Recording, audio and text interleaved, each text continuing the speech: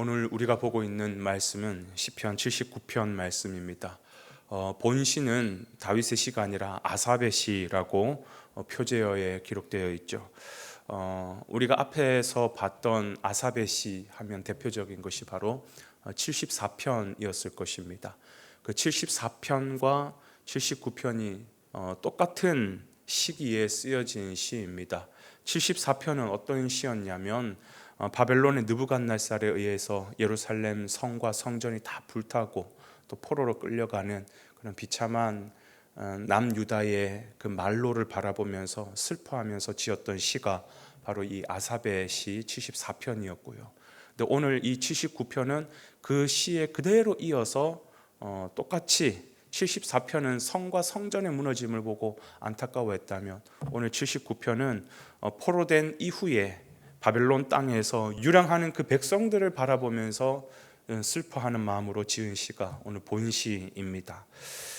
그래도 오늘 본시의 저자인 아삽의 후손들은 그 가운데서도 어떻게 하면 우리가 회복될 수 있는지 이 아삽의 후손들은 알고 있었습니다.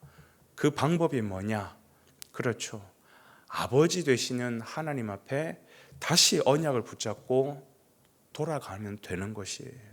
왜냐하면 그분은 아버지시기 때문에 우리를 용서해 주시고 우리를 회복시켜 주신다.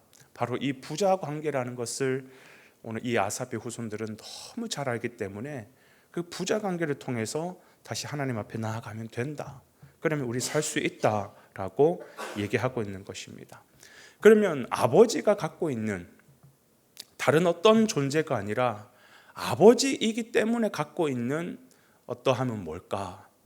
오늘 본문은 정확하게 두 가지로 설명을 하고 있습니다. 첫 번째가 8절에 나오죠.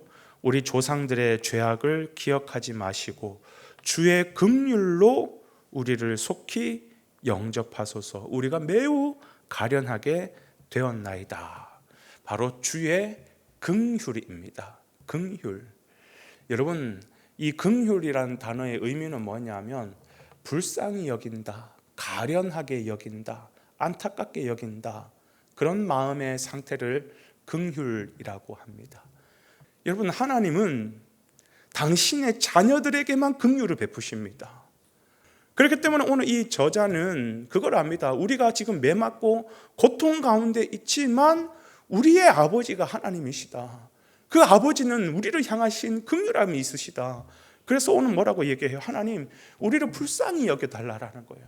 우리가 가련하게 되었나이다. 하나님, 그 눈으로 우리를 바라보실 때에 그냥 지나가지 마시고 우리를 불쌍히 여기시고 우리 가련하게 된 우리를 붙들어 주시옵소서. 그러면 하나님께서 어떻게 그의 자녀들이 고통당하고 있는데 그냥 지나갈 수가 있겠습니까? 그들을 바라보시고 눈물 흘리시면서 안타까워하시면서 물론 그들의 죄와 그들의 실수와 그들의 연약함으로 고통당하고 있지만 그 고통 속에서도 부모의 긍휼하심 때문에 건져주시는 것이죠. 여러분, 우리도 마찬가지입니다. 우리도 삶을 살면서 여러 가지 이유로 고통과 고난의 때를 경험할 수 있죠. 그것이 내가 잘못했든 아니면 나의 억울함 때문에 당하는 고통이든 상관없어요. 어떤 고통이든 아버지 되신 하나님께 나아가면 우리를 긍휼히 여겨주시고 가련한 우리를 건져주실 줄로 믿습니다. 그분 앞에 나아가는 것이에요. 그런가 하면 아버지이기 때문에 또 갖게 되는 독특함이 뭐냐면 9절에 나오죠. 우리 구원의 하나님이여 주의 이름의 영광스러운 행사를 위하여 우리를 도우시며 주의 이름을 증거하기 위하여 우리를 건지시며 우리를 죄를 사하소서. 이렇게 얘기하고 있습니다. 바로 주님의 이름의 영광이에요. 주님의 이름의 영광. 우리는 이 영광이라는 단어를 어떻게 사용하냐면 어떤 업적을 이루고 나서 그 위대하고 대단한 일을 이룬 그분에게 올리는 존귀, 또 그분을 대하는 그분만의 가치, 그걸 우리는 표현할 때 영광이라고 합니다. 우리 하나님에게도 영광이 있습니다. 어떤 영광이에요? 하나님이 이 세상 모든 만물을 다 창조하시고 우리를 자녀인 우리를 창조하시고 우리를 키우시고 그 모든 이루신 그 업적에 대한 존귀와 가치가 하나님에게 있는 거예요. 그렇죠?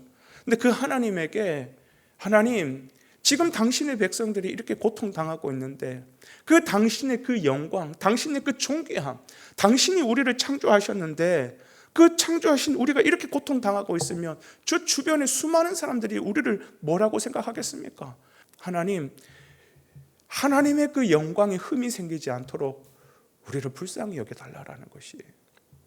하나님은 그 영광에 폄하되는 일을 절대로 하지 않으십니다. 그래서 이사야서 42장 8절에도 보면 하나님이 스스로 이런 말씀을 하셨어요. 나는 여호와니 이는 내 이름이라. 그 이름이에요. 그죠? 나는 내 영광을 다른 자에게, 내 찬송을 우상에게 주지 아니하리라. 보라, 전에 예언한 일이 이미 이루어졌느니라. 이제 내가 새 일을 알리노라. 그 일이 시작되기 전에라도 너희에게 이르노라. 주님 하신 말씀이 뭐냐면, 그래, 내 이름, 내 영광, 내가 이 세상을 창조하고 내 자녀를 창조하셨지. 그런데 내가 이 창조한 이 모든 것이 무너졌어. 그래서 수많은 사람들이 아이고, 하나님이 창조하신 건데 왜 이렇게 무너졌어? 이건 내놓은 자식 아니야? 아니야. 나는 내 이름의 그 영광을 다른 자에게, 내 찬송은 다른 누군가에게 준 적 없어. 내 자녀 내가 챙기지. 그러면서 뭐라고 말씀해요? 새 일을 행할 거다라고 말씀하시는 거예요. 하나님은 그 영광 때문에 그 영광이 땅에 떨어지지 않게 하기 위하여서라도 하나님은 일하시는 분이십니다. 하나님 그 영광에 문제가 생기면 안 되잖아요. 근데 그 마음을 가지고 똑같이 기도했던 사람이 바로 모세이지 않습니까? 모세가 이스라엘 백성들을 이끌고 그 홍해를 건너고 이제 가나안 땅으로 가는데 그 중간에 얼마나 이 백성들이 하나님 앞에 가슴 아픈 짓을 하고 또 하나님의 가슴에 못을 박는 짓을 했습니까? 그때 하나님께서 이 백성 다 쓸어버리고 내가 다시 새롭게 시작하겠다. 그때 모세가 했던 기도 가운데 기도 내용이 뭡니까? 하나님, 이 백성들 불쌍히 여겨달라고. 만약에 하나님 이 백성들 다 쓸어버리시면 주변에 지금 저 나라들 한번 보십시오. 지금 저 나라가 하나님의 백성들인데 지금 무기도 없이 탈출해가지고 가나안 땅으로 간다 그러는데 정말 잘 가나 보자. 진짜 눈을 부릅뜨고 지금 쳐다보고 있는데 이 백성들, 하나님의 백성들, 하나님이 홍해 가려고 해가지고 지금 다 나왔는데 가나안 땅에 들어가지도 못하고 애굽에서 다 죽어버렸다라고 한다면 저 사람들이 하나님의 이름을 뭐라고 평가하겠습니까? 하나님의 영광을 뭐라고 폄훼하겠습니까? 하나님의 영광을 위해서라도 이 백성들을 불쌍히 여겨달라고. 여러분, 하나님은 우리 아버지이시기 때문에 하나님이 우리에게 베푸신 그 놀라운 이름에 영광이 있습니다.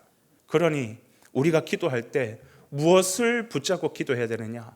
하나님, 당신의 그 영광을 보셔서라도 나를 불쌍히 여겨달라고. 그때 하나님께서 우리에게 구원의 손길을 베푸신다라는 겁니다. 이것도 오직 당신의 자녀에게만 주는 은혜요 특권입니다. 하나님의 자녀로 오늘을 살아가는 우리의 삶 속에서도 여러분, 하나님의 긍휼하심으로 나아가시기를 바랍니다.